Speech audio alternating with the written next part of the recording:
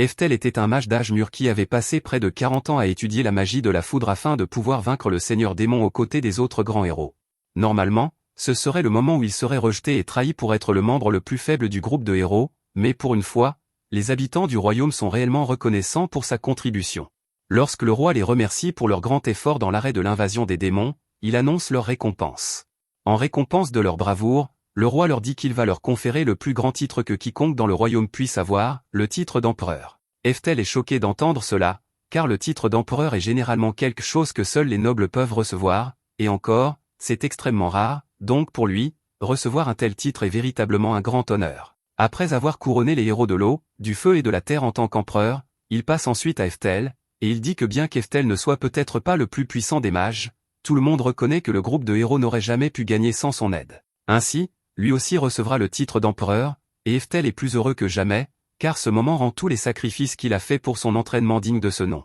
Plusieurs années passent, et Eftel est maintenant un vieil homme à la retraite vivant à la campagne. Il passe la plupart de ses jours à former les jeunes enfants qu'il a recueillis au fil des ans. Pour la leçon d'aujourd'hui, Eftel fait pratiquer aux enfants leur formation magique tout en équilibrant des rochers sur leur tête, afin de leur apprendre à maintenir leur concentration. Quelques-uns des enfants ont du mal au début, mais ils finissent tous par s'y habituer. Une fois qu'Eftel est satisfait, il leur dit qu'ils peuvent enfin faire une pause. Les enfants sont tous épuisés, et Eftel les félicite pour leur travail acharné, mais ensuite, il dit qu'il veut les voir pratiquer la magie de niveau 4 qu'il leur a enseignée la semaine dernière. Cependant, au moment où Eftel finit de dire cela, Merlin intervient et demande à Eftel s'il est sûr de vouloir continuer sans d'abord prendre une pause lui-même. Eftel voit qu'elle est vraiment inquiète pour lui, car il vieillit, mais il assure à Merlin qu'il peut encore plier les genoux sans le bruit du papier bulle, alors un peu de station debout ne va pas l'épuiser. Eftel se souvient du jour où il a trouvé Merlin pour la première fois. Elle était la fille d'une femme démon qui avait été prise dans l'une de ses batailles. Bien que Merlin fût un démon, Eftel décida de la recueillir, car elle n'aurait aucun moyen de survivre seule ici. Bien que Merlin soit probablement trop jeune pour s'en souvenir, Eftel est sûr d'avoir dû tuer des dizaines de membres de sa famille pendant la guerre, alors il se sent un peu coupable lorsqu'elle le regarde avec une telle inquiétude sincère. Pour l'instant, Eftel décide de poursuivre la leçon et dit à tout le monde de se préparer à revoir les sorts de niveau 4, mais Merlin intervient et demande à Eftel s'il pourrait plutôt leur apprendre de la magie de niveau 6 aujourd'hui. Les autres enfants ne comprennent pas pourquoi Merlin voudrait déjà apprendre la magie de niveau 6, alors qu'Eftel vient de leur enseigner la magie de niveau 5 hier, et Eftel est lui aussi un peu perplexe, car il ne s'attendait pas à cette question. Il voit que Merlin est impatient d'apprendre, mais il lui dit qu'il n'est pas nécessaire de précipiter les choses, car elle apprendra la magie de niveau 6 en temps voulu. Pour l'instant, il veut seulement qu'elle continue à pratiquer ce qu'elle sait déjà, car les fondamentaux sont très importants. Merlin est un peu déçu d'entendre cela, car elle voulait apprendre la magie le plus rapidement possible, mais elle comprend le point de vue d'Eftel et accepte de se concentrer sur les bases pour l'instant. Plus tard, nous voyons Merlin à l'entrée d'une forêt profonde et sombre, et elle est clairement terrifiée, mais elle se force à être courageuse et à affronter ses peurs pour pouvoir faire ses preuves. Merlin prévoit de tuer l'un des monstres qui se cache au fond de la forêt afin de prouver qu'elle est véritablement digne de s'appeler la meilleure élève de l'empereur de la foudre. Ainsi, elle pourra prendre en charge l'enseignement des autres enfants, et Eftel n'aura plus à travailler, ce qui lui permettra enfin de profiter de sa retraite. Elle sait qu'Eftel ne lui demanderait jamais une telle chose, mais Merlin veut l'aider de toutes les manières possibles. Le cœur de Merlin était à la bonne place, mais clairement son bon sens ne l'était pas, car pas même 10 minutes plus tard, elle court pour sauver sa vie en tentant de s'échapper de la forêt. Elle a rencontré un loup monstre, et toute la magie de niveau 4 qu'elle connaît n'a pas fonctionné sur lui. Chaque sort qu'elle lance sur le monstre manque sa cible ou ne parvient pas à infliger de dégâts significatifs, et le loup continue de la charger comme si de rien n'était. Elle réalise qu'elle ne pourra pas distancer le loup, alors elle décide de tenter sa chance et d'essayer de lancer un sort de niveau 6, bien qu'elle l'ait à peine pratiqué. Merlin commence l'incantation du sort, et bien que le loup charge toujours sur elle avec une intention meurtrière, Merlin parvient à rester concentré tout du long et à achever le sort, déclenchant un gigantesque éclair sur le loup. Merlin est extrêmement soulagé d'avoir réellement réussi à accomplir le sort, et elle est convaincue d'avoir vaincu le loup, mais à son horreur, le loup traverse l'explosion sans subir une seule égratignure et la projette au sol. Il s'approche alors lentement de Merlin, mais alors qu'il s'apprête à la dévorer, le monstre est soudainement abattu par un éclair bien placé. Merlin est ravie lorsqu'elle entend le crépitement de la foudre, car elle sait que cela signifie qu'Eftel est venu la sauver, mais ce sourire s'estompe rapidement lorsqu'elle voit à quel point Eftel est en colère, puisqu'il l'avait spécifiquement averti de ne pas entrer dans la forêt. Merlin se recroqueville de culpabilité et s'excuse pour sa stupidité. Eftel commence à faire la leçon à Merlin sur la nécessité d'arrêter de vouloir précipiter les choses, car un pouvoir qui n'est pas parfaitement maîtrisé avant d'être utilisé ne peut pas être qualifié de véritable pouvoir. Il lui rappelle que même la magie la plus puissante devient inutile si la personne qui la lance ne la comprend pas correctement. Alors qu'Eftel est en plein discours, le loup monstre se relève soudainement et apparaît derrière lui, mais Eftel ne se retourne même pas pour lui faire face. Il lui dit simplement, avec désinvolture, de ne pas l'interrompre alors qu'il est en train d'enseigner une leçon à son élève, puis il procède à l'atteindre avec de la magie de niveau 10, incinérant le loup en un instant. Un peu plus tard, Eftel ramène Merlin à la maison, et elle n'arrive toujours pas à croire à quel point Eftel avait l'air incroyable et impressionnant lorsqu'il a utilisé ce sort de niveau 10 plus tôt, mais Eftel lui dit de se dépêcher d'aller se coucher, car elle a eu une longue journée. Merlin accepte et s'apprête à aller se préparer pour le lit, mais soudain, Eftel tombe à genoux et se met à cracher du sang. Merlin se précipite à ses côtés, inquiète pour lui, et Eftel s'excuse de la laisser le voir dans cet état, car il sait qu'elle l'admire, mais Merlin révèle qu'elle était déjà au courant de la maladie d'Eftel. Elle l'avait remarqué il y a quelque temps, et c'est pourquoi elle travaillait si dur dans l'espoir de devenir la successeur d'Eftel, afin qu'il n'ait plus à se soumettre à autant d'efforts. Eftel a honte de réaliser que c'est son état qui a poussé Merlin à devenir si imprudente dans sa quête de puissance, mais il lui dit qu'il ne lui reste plus beaucoup de temps, donc il ne peut pas se permettre de gaspiller une seule minute à se reposer. Merlin ne comprend pas pourquoi Eftel insiste encore autant pour travailler alors qu'il est si malade, alors Eftel explique qu'il veut être celui qui enseignera la prochaine génération de mages comme Merlin et les autres enfants. Il fut un temps où Eftel voulait devenir le plus puissant mage de tous les temps, mais il a déjà accepté que cela n'arrivera jamais, alors il fait de son mieux pour former la prochaine génération. Merlin ne comprend pas ce qu'Eftel veut dire par là, puisqu'il est clairement très fort, et Eftel est conscient qu'il est effectivement plus puissant que la plupart des mages, mais il n'a aucune chance d'atteindre le sommet, car les autres empereurs sont tous plus jeunes, plus forts et plus talentueux que lui. Le lendemain matin, de bonne heure, l'un des élèves d'Eftel frappe à sa porte pour lui annoncer une très bonne nouvelle. Apparemment, l'empereur de la flamme vient de publier ses recherches sur une méthode pour discerner avec précision l'aptitude magique d'un mage. Eftel est choqué d'apprendre cela et s'empare du journal pour le lire lui-même, et effectivement, l'article de recherche détaille la manière parfaite de tester l'aptitude d'un mage. Eftel est impressionné que l'empereur de la flamme ait pu trouver quelque chose comme cela, car c'est une découverte révolutionnaire, et Eftel veut vraiment l'essayer, alors il demande à tout le monde de se rassembler. Un peu plus tard, tout le monde se retrouve dans le laboratoire pour effectuer le test d'aptitude, et après avoir préparé tous les matériaux indiqués par la recherche, Eftel décide de commencer par vérifier l'aptitude de Merlin. Pour ce faire, il place 4 mèches de ses cheveux dans 4 éprouvettes différentes, et au bout d'un moment, elles changent toutes de couleur, les éprouvettes bleues et vertes brillant particulièrement intensément. Selon la recherche, une lueur aussi brillante signifie que Merlin possède un talent de rang S à la fois en magie de l'eau et du vent, ce que tout le monde trouve tout à fait approprié pour quelqu'un d'aussi talentueux que Merlin. Quant au flacon rouge et brun plus terne, il signifie qu'elle a un talent de rang B et C en magie de la terre et du feu. Pendant que les autres parlent de la qualité de cette découverte, Eftel réalise que ce test est effectivement précis à 100%, car il correspond parfaitement à tout ce qu'il a observé de l'entraînement de Merlin depuis son plus jeune âge. Actuellement, la seule façon pour les mages de découvrir leur aptitude est de pratiquer toutes les formes de magie jusqu'à ce qu'une ou deux d'entre elles surpassent les autres, mais avec cette méthode, il devrait être possible d'évaluer le talent magique d'un mage dès sa naissance, afin d'optimiser son entraînement pour qu'il devienne plus fort qu'il ne l'aurait été autrement. Comme ce test semble être authentique, Eftel dit qu'il veut l'essayer à son tour. Au début, Merlin ne voit pas l'intérêt de le faire, puisqu'ils savent déjà qu'il est l'empereur de la foudre, mais Eftel veut savoir s'il a jamais eu ce qu'il faut pour devenir le plus grand. Au fil des années, il a dû travailler plusieurs fois plus dur que tout le monde juste pour suivre le rythme, et lorsque le test est terminé, Eftel découvre pourquoi. C'est parce qu'il n'a absolument aucun talent. Eftel est sous le choc, car les flacons restés clairs signifient qu'il n'y a pas la moindre parcelle de talent magique dans son corps. Au début, Eftel rejette complètement le résultat et suppose qu'il a dû faire une erreur dans les étapes de l'évaluation, mais peu importe le nombre de fois qu'il essaie, les résultats restent les mêmes. Il est forcé d'accepter le fait que la raison pour laquelle il n'a jamais atteint les sommets des autres empereurs n'est pas parce qu'il n'a pas essayé assez fort, c'est parce qu'il avait été totalement abandonné par les esprits. Le sentiment de trahison qu'il ressent est si profond qu'il finit par faire une crise cardiaque et s'effondre.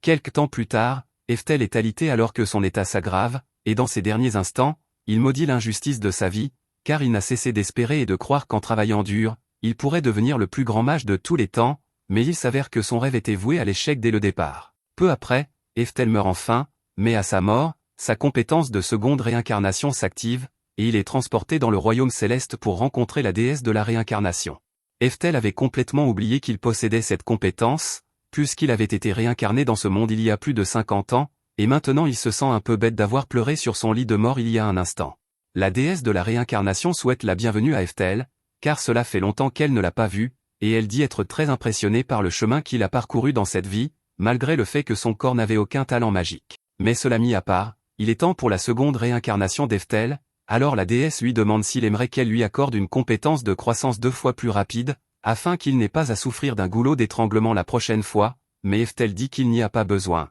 car il a déjà toutes les connaissances magiques dont il aura besoin pour atteindre des sommets qu'il n'a jamais pu dans sa vie antérieure. La déesse s'attendait plus ou moins à ce genre de réponse de la part d'Eftel, car c'est le genre d'homme qu'il est, et puisqu'il est prêt, elle procède à sa réincarnation dans sa nouvelle vie. La prochaine fois qu'Eftel ouvre les yeux, il se retrouve dans le corps d'un jeune garçon qui vit avec sa mère à la campagne. Sa vie ici est assez normale, mais maintenant qu'il a retrouvé les souvenirs de sa vie antérieure, il se faufile immédiatement dans la remise dès qu'il en a l'occasion pour essayer la méthode d'évaluation de l'aptitude développée par l'empereur du feu. Il espérait que dans cette vie, il pourrait enfin obtenir une bonne aptitude magique, afin de surpasser son ancien moi, mais à sa grande déception, il découvre qu'il n'a également aucun talent dans cette vie, et il commence vraiment à regretter d'avoir refusé cette compétence spéciale que la déesse lui avait proposée. Étant à nouveau complètement dépourvu de talent, il imagine qu'il va finir par être bloqué après avoir appris la magie de niveau 10, comme il l'a fait dans sa dernière vie. Mais alors qu'il est en plein désespoir face à son destin médiocre, il remarque soudain un dragon volant au-dessus de lui,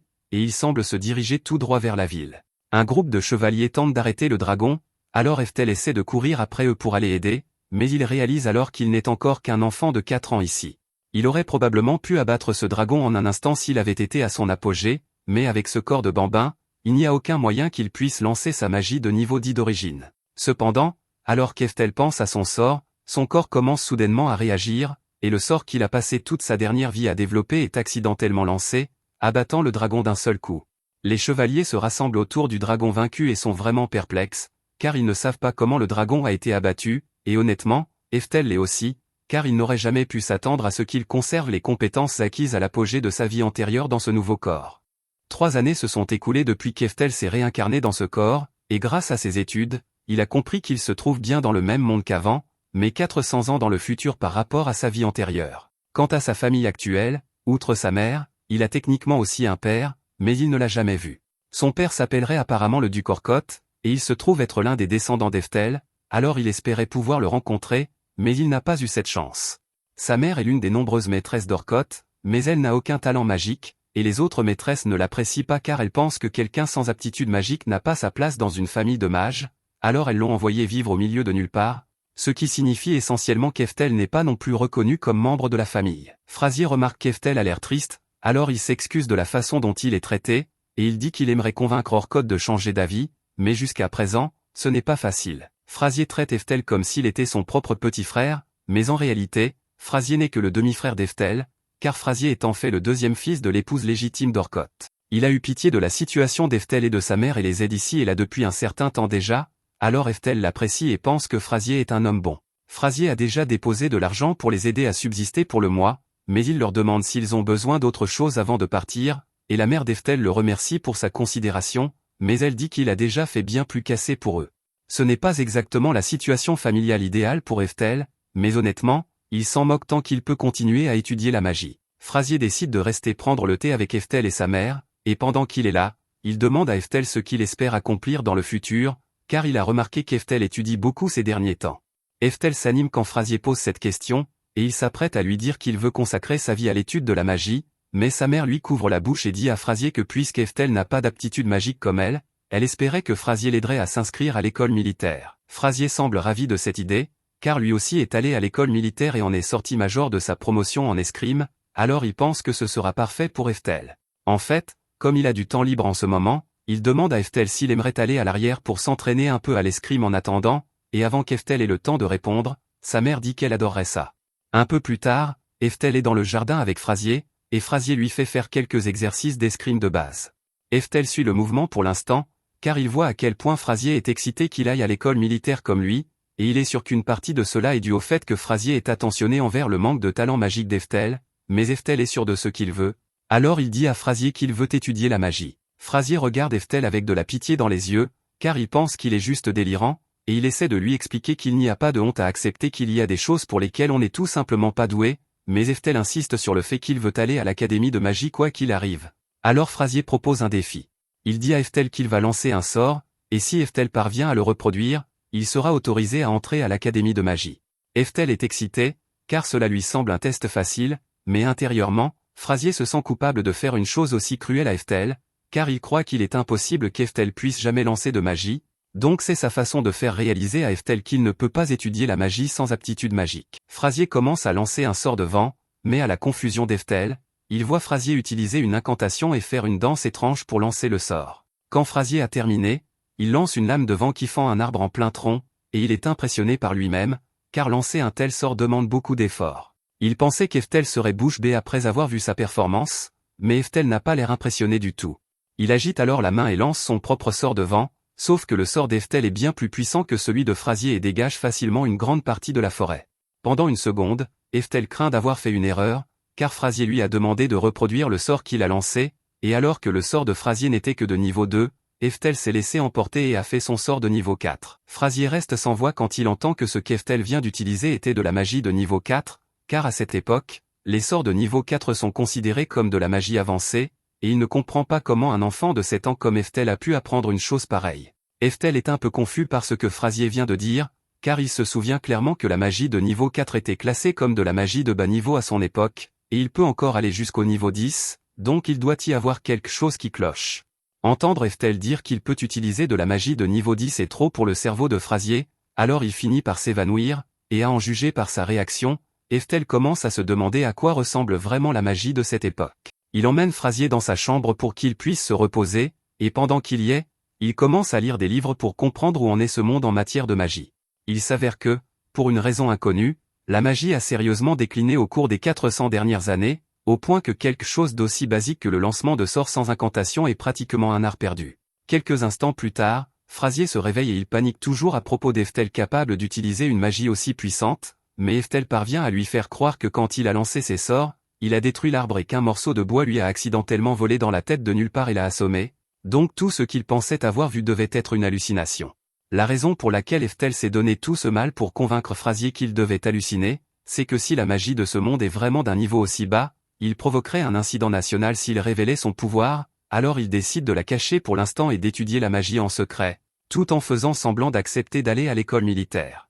Ou du moins, c'était le plan au début, mais pendant l'entraînement, Eftel s'est fait battre par Frazier tellement de fois que cela l'a rendu furieux, et il a commencé à vouloir sincèrement s'améliorer à l'escrime juste pour pouvoir se venger de Frazier. À l'âge de 10 ans, Eftel avait pleinement adopté l'escrime, et ses compétences avaient atteint un point tel qu'il pouvait maintenant découper une bûche en plein vol avec rien qu'une épée en bois. Certes, la magie est cool, mais utiliser une épée est aussi plutôt amusant, et maintenant qu'il y pense, devenir un épéiste magicien est une option, donc il peut simplement s'entraîner aux deux en même temps. Un peu plus tard, Frazier arrive à la recherche d'Eftel, car c'est l'heure de leur séance d'entraînement habituelle, et Eftel dit qu'il arrive, mais il s'avère que Frazier avait prévu quelque chose de spécial pour la séance d'aujourd'hui. Il dit qu'il a amené un instructeur invité aujourd'hui, et alors qu'il dit cela, Eftel remarque qu'il s'est soudainement fait très sombre autour de lui. Il se retourne alors et trouve une montagne d'hommes debout derrière lui, et il est d'abord surpris, car il ne s'attendait pas à voir quelqu'un comme lui, mais Frazier le présente comme Moria et explique à Eftel qu'il va être son instructeur d'escrime spécial.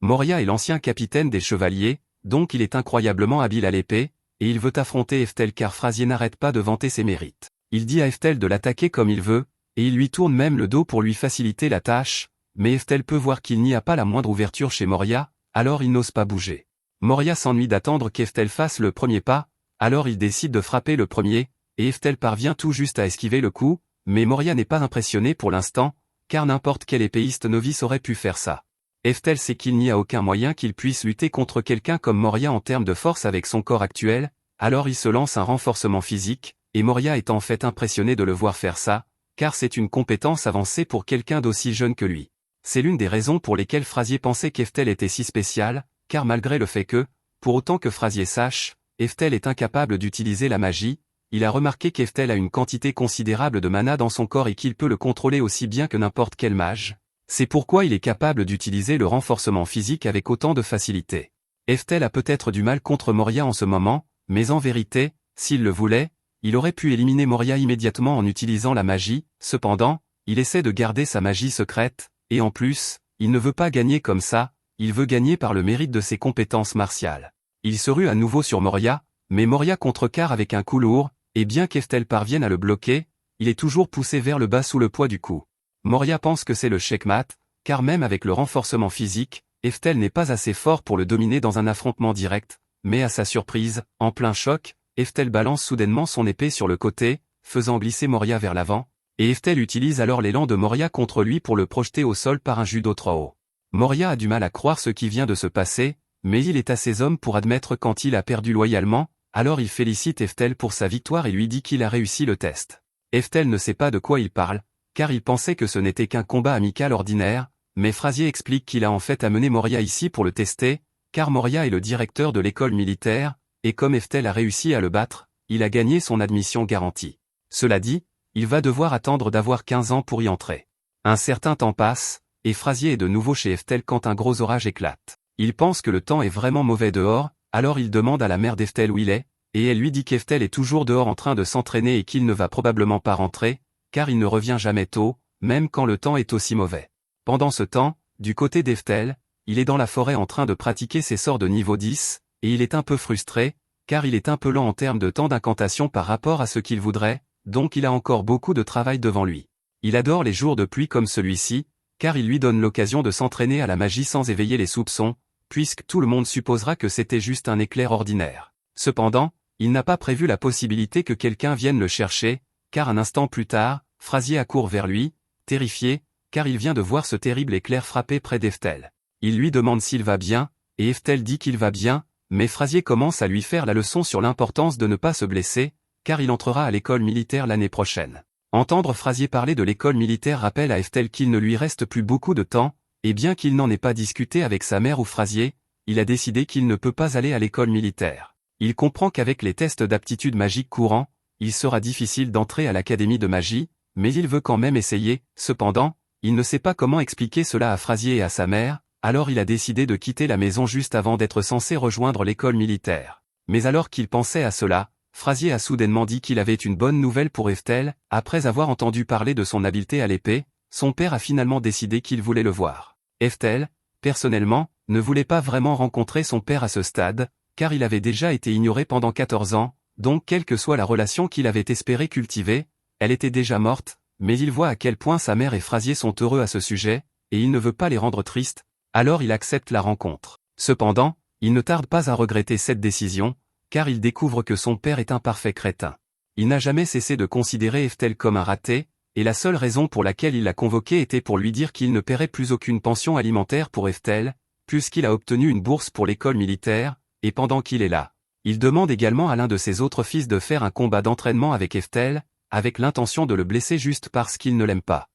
Ils sortent tous alors que le duel est sur le point de commencer, mais avant qu'il ne commence, Frazier prévient Eftel que, même si ceci est censé être un combat d'entraînement, il doit tout de même faire attention, parce que Yohim, là-bas, est en réalité très compétent, et il est également d'une cruauté insupportable. Alors Frazier dit à Eftel que, s'il sent qu'il ne peut pas gagner, il doit immédiatement se rendre pour éviter de se faire blesser. Eftel remercie Frazier pour l'avertissement et entre dans le ring avec Yohim, et Yohim est en réalité assez surpris qu'Eftel ne se soit pas enfui, mais Eftel dit qu'il n'en a aucune intention. Yohim lance alors une épée vers Eftel pour qu'il l'utilise dans le duel, mais quand Eftel l'attrape, il réalise qu'elle est beaucoup plus lourde que les épées d'entraînement auxquelles il est habitué. Yohim rit et dit que ces épées sont fabriquées à partir de son bois dur spécial, et qu'elles sont assez lourdes pour qu'un coup solide de l'une d'elles puisse facilement briser un os ou vous défoncer le crâne. Il a évidemment dit cela dans l'intention d'intimider Eftel, mais il n'est pas du tout perturbé, et cela énerve Yohim, alors il commence à insulter Eftel et sa mère dans un langage très coloré. Eftel peut supporter les insultes dirigées contre lui,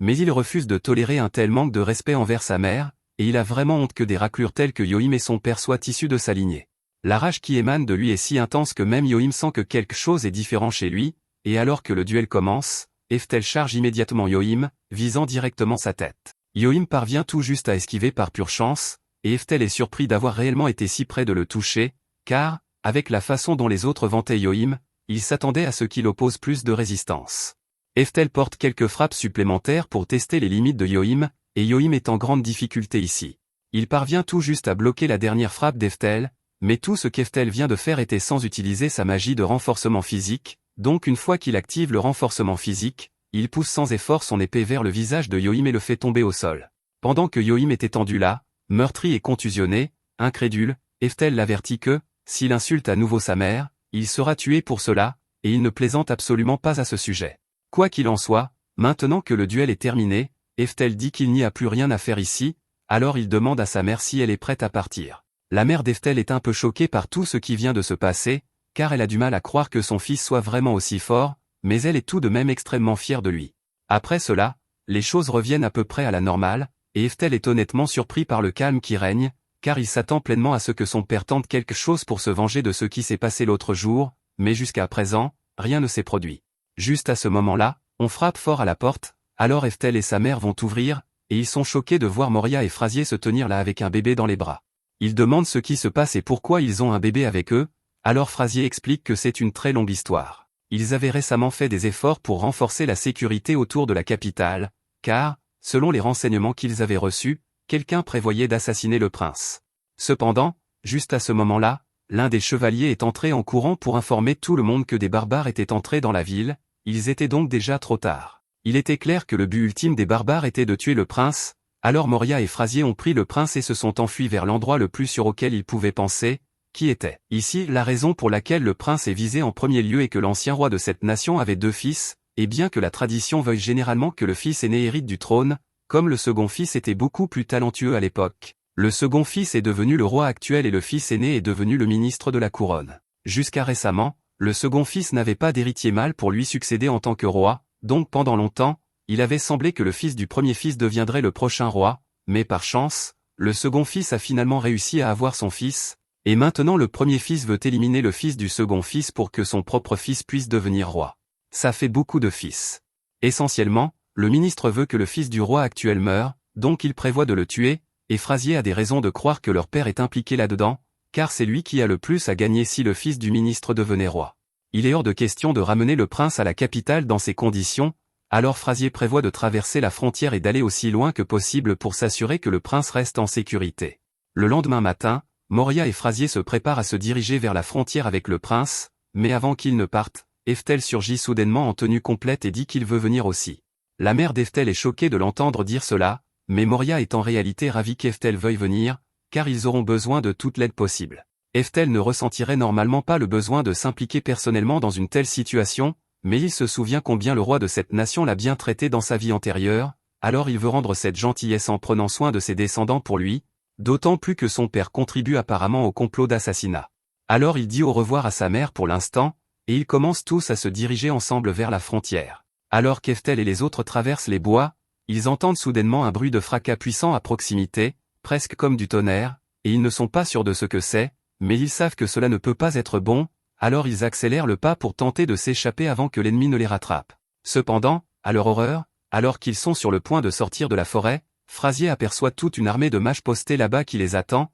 et l'armée en question n'est autre que la division de mages personnels du père d'Eftel. Orko s'attendait à ce que Frasier et les autres tentent de s'enfuir du royaume avec le prince dans cette direction, alors il a mis en place un blocus pour les arrêter. Frasier et Moria pensent qu'ils devraient faire demi-tour et trouver un autre moyen de passer la frontière, mais malheureusement pour eux, le bruit de fracas qu'ils ont entendu plus tôt était un sort de la division de mages d'Orko, et ils utilisent ce sort pour mettre le feu à une grande partie de la forêt, donc ils n'ont nulle part où fuir. Ils ne peuvent pas non plus rester ici, car, avec le temps, le feu se propagera de plus en plus jusqu'à ce qu'il les oblige à sortir de la forêt et à tomber entre les mains d'Orko, donc ils doivent trouver un plan d'action rapidement. Frasier pense que ce serait une bonne idée qu'il aille là-bas seul et parle à Orko, car, en tant que fils d'Orko, il n'y a aucun moyen qu'il l'attaque à vue, et il pourrait même être disposé à écouter la raison. Moria et Eftel ne pensent pas que ce soit une bonne idée, et ils le disent à Frasier, mais Frasier est convaincu que son père n'est pas un mauvais homme au fond, alors il décide de poursuivre la négociation. Il sort de la forêt les bras levés pour montrer qu'il n'est pas armé, et il demande à parler à Orko. Il lui dit qu'il n'est pas trop tard pour qu'il arrête tout cela et abandonne le complot d'assassinat, afin qu'ils puissent tous retourner ensemble à la capitale, et quand Orko entend Frasier dire cela, il décide de descendre pour le rencontrer face à face. Frasier est heureux, car il suppose que cela doit signifier qu'Orko comprend ce qu'il dit et est disposé à renoncer à l'assassinat, mais en réalité, Orko voulait juste s'approcher de Frasier pour pouvoir utiliser un dispositif magique de foudre afin de l'assommer. Pendant que Frasier est inconscient sur le sol, Orko ordonne alors à ses mages de combiner leur magie dans la machine magique spéciale pour lancer un sort de foudre de niveau 6 directement sur le corps de Frasier, ce qui semble excessif quand on considère que la magie de niveau 6 est la magie la plus puissante qu'ils aient. Malheureusement, Eftel était trop loin pour sauver Frasier, et il n'arrive pas à croire qu'Orko tuerait ainsi son fils de sang-froid, tout cela pour tuer un bébé dans une stupide lutte de pouvoir. Il avait l'intention de faire comme si Orko n'existait pas et de vivre sa vie en l'évitant avant cela, mais maintenant, Eftel a décidé qu'Orko et tous ceux qui lui sont associés ne sont que des cafards minables et doivent être exterminés avant qu'ils ne causent plus de mal. Il s'avance sur le champ de bataille pour régler cela une fois pour toutes, et la première chose qu'il fait est de lancer un sort de glace de niveau 9 pour éteindre toutes les flammes. Orko et ses hommes sont sous le choc lorsqu'ils voient Eftel faire cela, car ils n'ont jamais vu de magie de niveau 9 auparavant, et encore moins vu quelqu'un la lancer aussi facilement tout seul. Orko crie à ses hommes d'attaquer Eftel immédiatement, alors ils préparent tous leurs sorts de flèches explosives de niveau 5 et tirent sur Eftel, mais à leur grand choc, il reste debout complètement indemne, même s'il a été touché directement. Eftel est déçu par l'air choqué sur leur visage, car cela signifie qu'ils n'ont aucune idée de la magie de bouclier constamment active non plus, et si c'est le cas, alors la magie de cette époque a vraiment plus décliné qu'ils ne le pensaient. Orko n'arrive pas à croire qu'Eftel ait vraiment survécu à cela, mais il refuse d'abandonner, alors il ordonne à ses mages de préparer un autre sort de niveau 6 pour Eftel, mais alors qu'ils le font, Eftel a à peine besoin de lever le petit doigt pour annuler complètement le sort. Puisque la magie de niveau 6 est le sort le plus puissant qu'ils aient, le voir l'annuler si facilement brise complètement le moral des soldats. Eftel fonce alors au milieu de la formation ennemie et commence à les tailler en pièces les uns après les autres. Il n'a pas vraiment eu l'occasion de tester cela sur d'autres personnes auparavant, mais c'est l'occasion parfaite, alors il enduit son épée d'énergie magique et essaie de l'utiliser pour lancer un sort de niveau 2 sur l'un des mages, et c'est vraiment efficace, car cela finit par vaporiser le type. Après avoir vu Eftel tuer autant de mages avec si peu d'efforts, les mages restants sont terrifiés et essaient tous de fuir pour sauver leur vie, mais Eftel n'a aucune intention d'en laisser un seul survivre, alors il lève son bras et se prépare à leur montrer à quoi ressemble la véritable magie légendaire, avant de lancer un sort de foudre de niveau 10. Après que le sort d'Eftel a frappé le sol, chaque membre de l'armée d'Orko est réduit en cendres, et les seuls restants sont Orko et Yoim, non pas parce qu'ils sont forts ou quoi que ce soit, mais parce qu'Eftel a intentionnellement dressé un bouclier autour d'eux pour s'assurer qu'ils ne meurent pas. Bien sûr, cela ne signifie pas qu'il a l'intention de leur épargner la vie, en fait, c'est tout le contraire, car il a simplement pensé qu'une mort rapide et indolore ici serait trop facile pour des gens aussi méprisables que ces deux-là. Alors il prévoit de les ramener à la capitale pour qu'ils répondent de leurs crimes devant la justice, et, étant donné que leur crime est une tentative d'assassinat sur un prince, Eftel sait que cela ne se passera pas bien pour eux. Comme prévu, après qu'Orko et Yoim ont été remis aux autorités, ils sont torturés puis exécutés publiquement pour leurs crimes, donc Eftel n'aura pas à s'inquiéter qu'ils causent plus de problèmes. Quant à Frazier, il a en réalité survécu à l'attaque, et tout cela grâce à un collier magique spécial transmis dans la famille depuis des générations. Eftel se souvient que ce collier lui appartenait dans sa vie antérieure, et il est heureux qu'il ait finalement sauvé la vie de Frazier. On avait parlé de dépouiller Orko de son titre de duc après sa mort en raison de la nature de ses crimes, mais puisque Frazier avait risqué sa vie pour protéger le prince, il a plutôt été décidé que Frazier reprendrait le domaine familial et en deviendrait le nouveau chef. Quant à Eftel, il décide finalement de révéler la vérité sur ses véritables capacités magiques à Frazier et Moria, car il mérite de connaître la vérité, mais il garde toujours secrète la partie concernant sa réincarnation. Ils restent tous deux sans voix lorsqu'ils voient ce qu'Eftel peut faire, et Eftel s'excuse de ne pas leur avoir dit plus tôt, mais ils disent tous les deux que ce n'est pas un problème, car ils comprennent pourquoi ils ne voudraient pas révéler ce genre de pouvoir. Si les gens découvraient qu'il peut faire ce genre de choses, cela provoquerait un chaos absolu. Ils demandent à Eftel ce qu'il compte faire maintenant, alors il les informe qu'il veut aller à l'école de magie. Ils sont tous deux surpris qu'ils choisissent d'aller à l'école de magie, alors même qu'il est déjà si fort, mais Eftel dit qu'il veut devenir encore plus fort qu'il ne l'est déjà, et les deux sont prêts à le soutenir jusqu'au bout.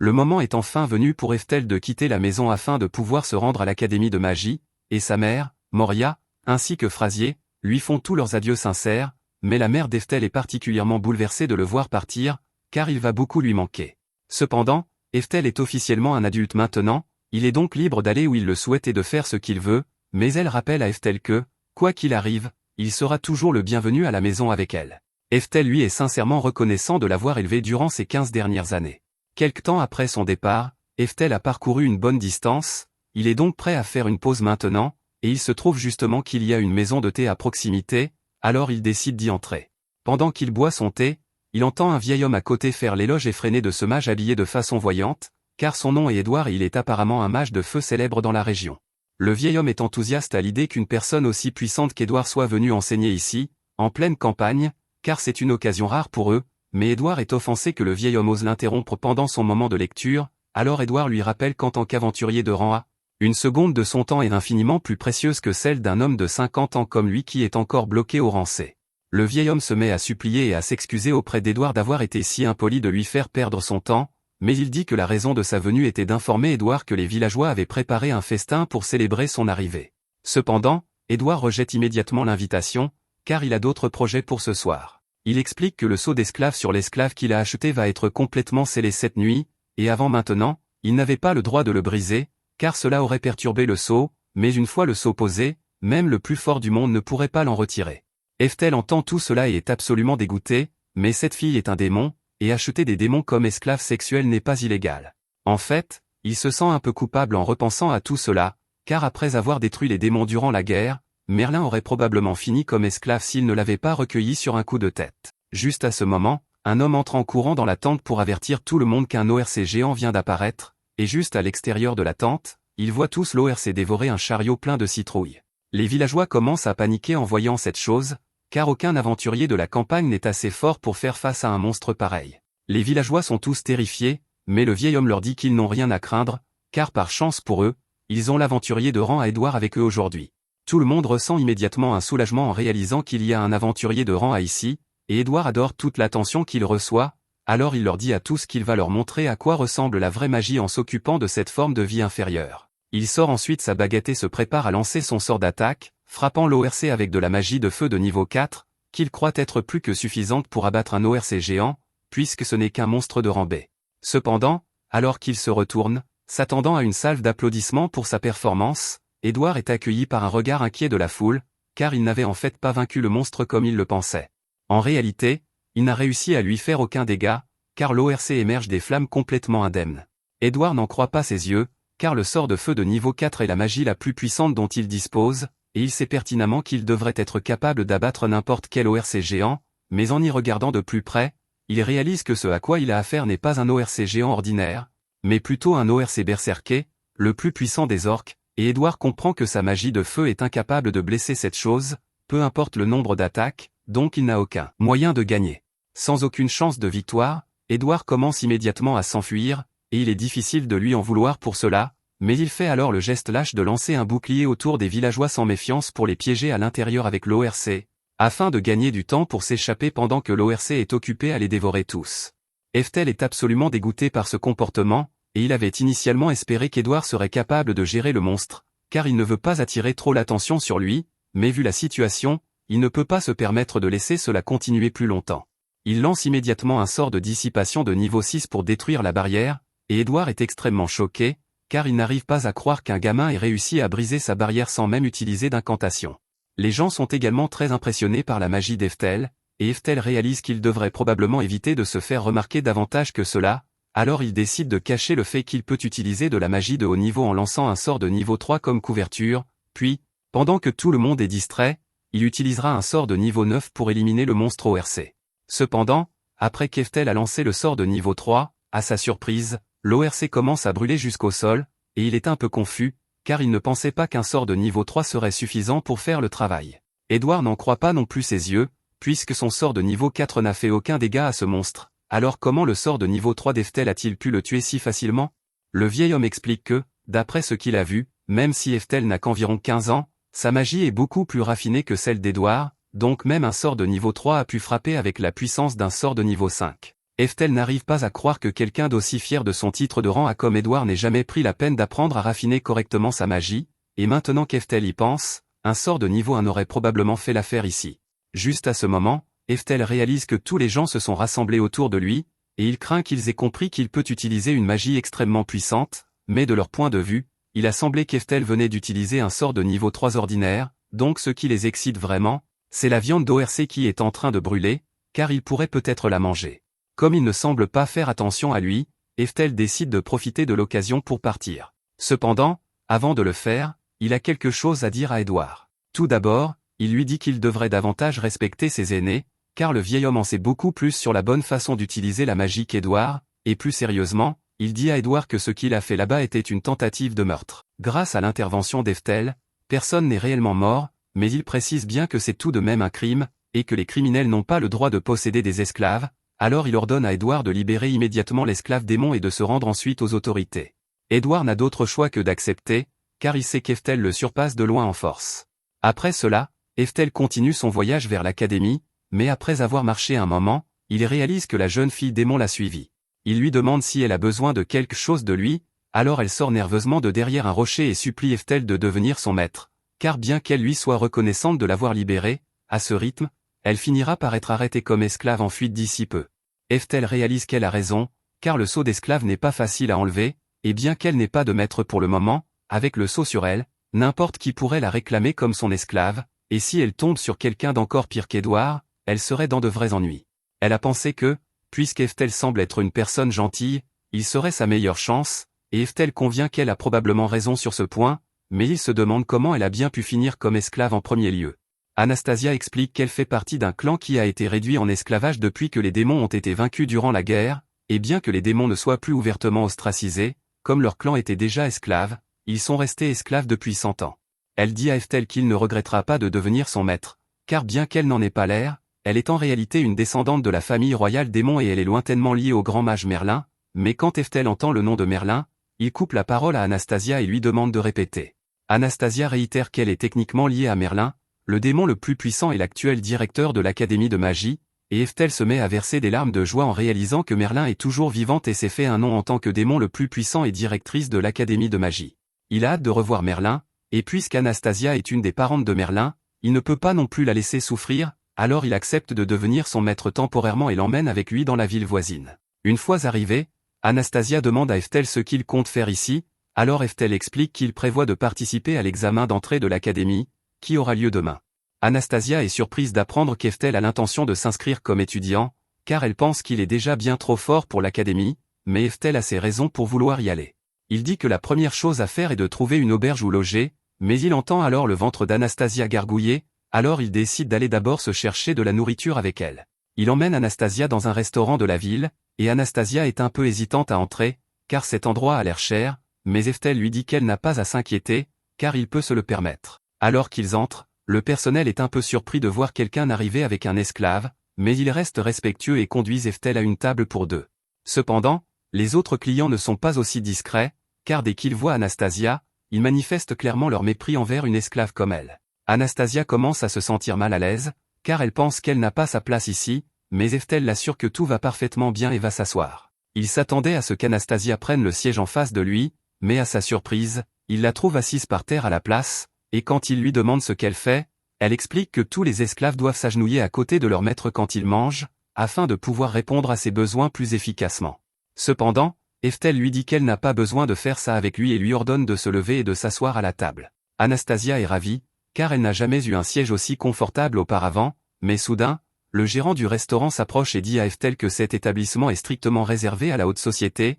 et qu'ils ont une politique interdisant aux esclaves d'utiliser les chaises. Il commence même à remettre en question la capacité d'Eftel à payer la nourriture ici, et Eftel voit où cela mène, alors pour faire taire le gérant, il sort 3 gouttes de dragon. Les yeux du gérant s'écarquillent en les voyant, car chacune vaut bien plus de 500 pièces d'or. Il s'excuse immédiatement d'avoir mis Eftel en doute et ordonne au personnel d'emmener Eftel et ses invités dans la salle VIP, où un festin gargantuesque est préparé pour eux. Le lendemain, l'examen d'entrée de l'académie va bientôt commencer, alors Eftel essaie de trouver où il doit s'inscrire, mais avant qu'il ne parte, Anastasia l'arrête pour le remercier pour les nouveaux vêtements qu'il lui a achetés. Eftel est content qu'elle les aime autant, et puisqu'elle est là de toute façon, il suggère qu'elle devrait passer l'examen d'entrée avec lui. Après tout le monde est autorisé à postuler, et si les choses tournent bien pour elle, elle pourrait obtenir un bon emploi à l'avenir, car les diplômés de l'Académie de magie sont très recherchés. Anastasia accepte de passer le test, mais elle n'est pas confiante de pouvoir le réussir. Cependant, Eftel sait pertinemment qu'elle s'en sortira bien,